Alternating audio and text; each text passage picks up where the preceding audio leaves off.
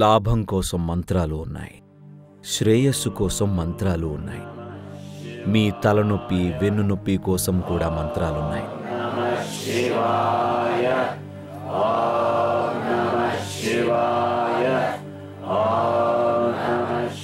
దీన్ని మహామంత్రంగా పిలవడానికి కారణం అది మీకు గొప్ప సంపదనో లేదా మరేదో ఇస్తుందని మాత్రం కాదు.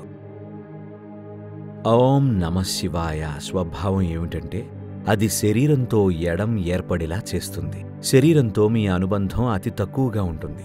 మీరు ఇక ఏమాత్రం శరీరం కాదనే స్థితికి తీసుకెళ్తుంది.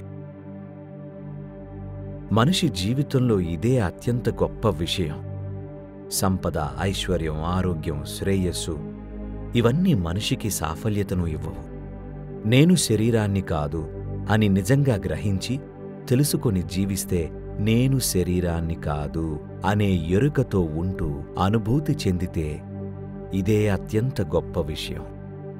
అందుకనే ఇది మహామంత్రం.